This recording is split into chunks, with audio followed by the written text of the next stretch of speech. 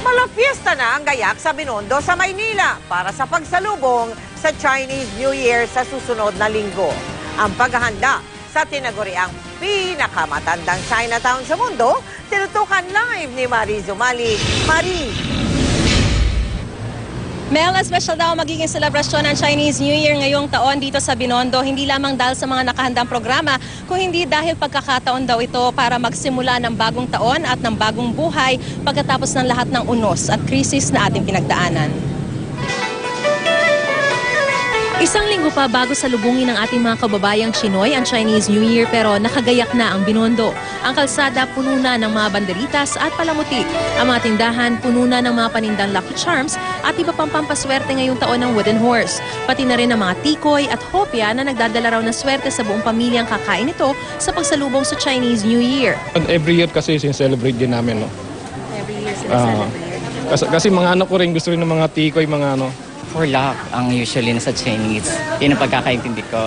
And then which is tayo ngayon, medyo yung natin, panahon natin maraming down. So hoping for good luck. Iba't ibang mga activities ang maaaring gawin at ma-enjoy dito sa itinuturing na oldest Chinatown in the world, ang Binondo, sa mismong araw ng Chinese New Year. Kabilang na po ang pagsusuot na Cheongsam ng libre at maaari pa po kayo magpalitrato sa kanilang photo booth kasama ang inyong mga kaanak at mga kaibigan. Kyung Hiwa Chai.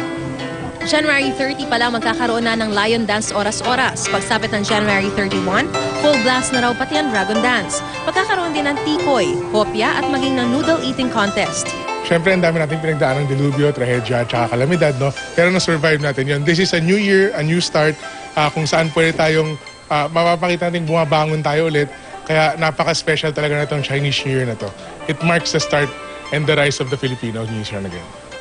Ang lokal na pamahalaan ng Maynila na mga ngasiwa sa selebrasyon, abala na rin sa paghahanda para sa iba't ibang mga programang nakalinya mula January 30, bisperas ng Chinese New Year, hanggang sa January 31, mismong araw ng Chinese New Year. Kabilang na dito ang Solidarity Dinner kung saan ipepresenta ang plano para sa mas pinagandang New Chinatown. Magkakaroon din ng programa Tampokang Martial Arts Display. Alas 11 ng gabi ng January 30, sama-sama ang mga makikisaya sa countdown sa pagsalubong sa Chinese New Year kung saan may nakahandaring magarbong fireworks display. Sa mismong Chinese New Year, gaganapin ang longest Solidarity Parade na magmumula sa Plaza Santa Cruz na alas 8 ng umaga papunta sa Plaza Binondo.